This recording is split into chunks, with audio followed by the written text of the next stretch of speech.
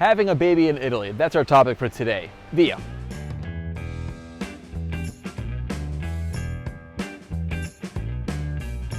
Ciao a tutti. Well, today is actually a personal video. I mentioned in the last one that my daughter was born, and today I wanted to talk a little bit more about that because why not?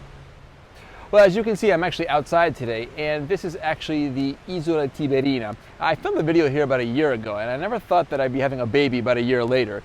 But anyway, she was born here on August 5th, and I thought it'd be nice to come back a month later and to talk about some of the particularities about having a baby in Italy. Not to worry, there is a bit of factual information in this video. So if you came just for that, then if you look in the description below, then I have time marked the video. So if there's something in particular that interests you, click on that and it will take you to that specific part in the video. But in essence, today is more of a fun video. Maternity leave. In this, I consider my wife to be rather fortunate. She has 5 months off. Now, how does that work? What most Italian women do is they take 2 months before the birth and then they use the remaining 3 after the birth. My wife actually chose to work all the way up until more or less the 9th month, so she spent a month at home before the birth, and she's off work more or less until I think December, possibly even January. So it's a very good situation for her. It's actually better this way because I really can't imagine her going back to work after 6 weeks, because from what I've learned, a woman's body needs 6 weeks to recover after the birth. So this way, you know, she has a chance to heal, bond, and just be at peace with the baby. Now, I do want to specify that the 5 months is for women who have what they call a permanent contract. In other words, where you have a job for life, you have a boss, and in this scenario, the Italian government, under law, guarantees that you have 5 months maternity. I can't speak for other scenarios, other types of work contracts, but in my wife's case, who has a permanent contract, then yes, she is guaranteed maternity by law. To be honest, really, I wish all women had this right.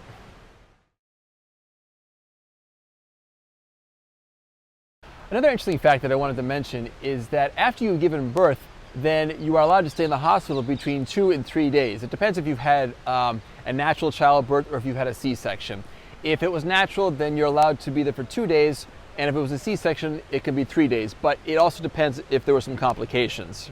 Something else that I'd like to mention is that any woman that gives birth in any public hospital here, at the end of your stay, then you do not owe anything. It is considered a public service. Not everyone is going to agree with me on this, but I think it's better this way.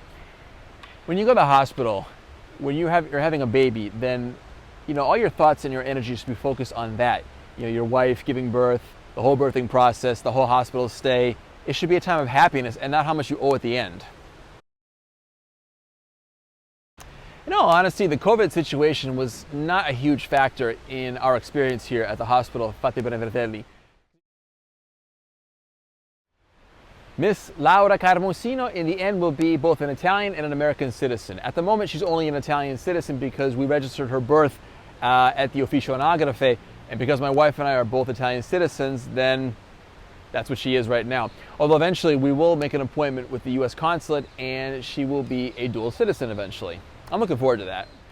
On this note, I had the task of raising a little American here in Rome. I don't know if that's going to be easy or not, but I'll do my best. I will just talk to her in English. I will do my best to expose her to, American cartoons, books, and as much of America as I can living abroad. And I think with modern technology, it should be a lot easier. Thanks to YouTube, she can watch a lot of the cartoons that I watched when I was a kid.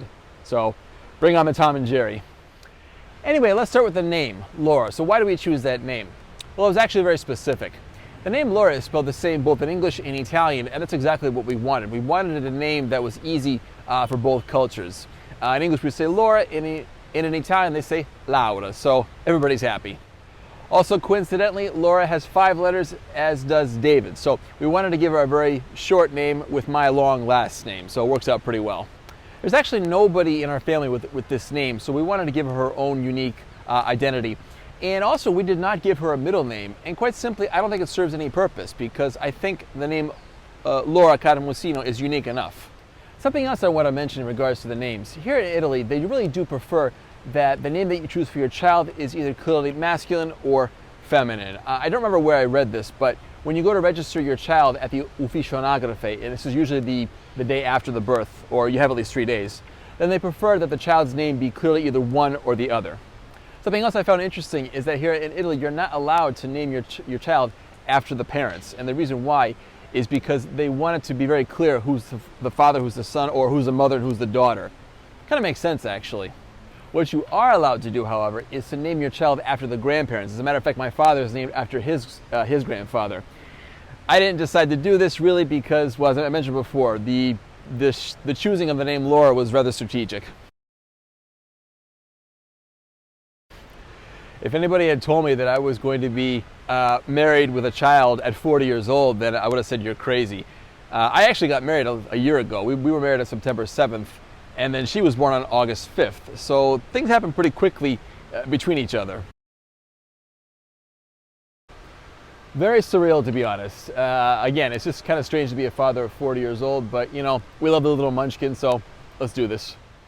So what have I learned being a father so far? Well, babies are babies in any country, really, you know.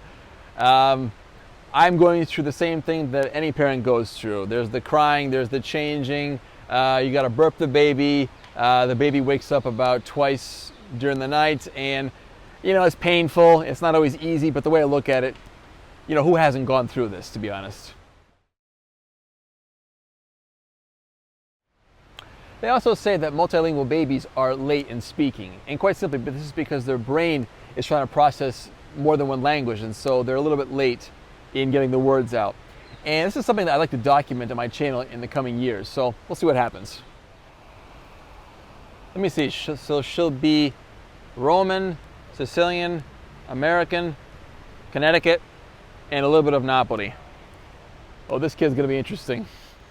I think my daughter is very fortunate. As I mentioned before, she's gonna have 2 passports. Hopefully she'll be multilingual. I think she will be. And if YouTube is still around in the next 15, 10, 20 years, then she can watch this whenever she wants. As a father, though, I really hope that she gets the best of both worlds, really. You know, because there's good and bad things about Italian culture and US culture. So I hope when she gets older, she's able to realize, you know, she's able to separate the good from the bad. That's going to do it for today's video. I really hope you liked it. And if you did, make sure you give me a thumbs up because this does wonders for the YouTube algorithm. And also make sure you subscribe for more of my videos in the future. As soon as this COVID mess dies down, I will go back to making more practical, helpful tourism videos. But also, I'm going to be making more videos about my life and more about the Italian culture, as it says on my banner, as you've probably seen. I will be adding my daughter into future videos. I'm just not sure how yet, but keep watching. Grazie mille per l'attenzione. Ci vediamo alla prossima. Thank you very much for watching. I'll see you next time.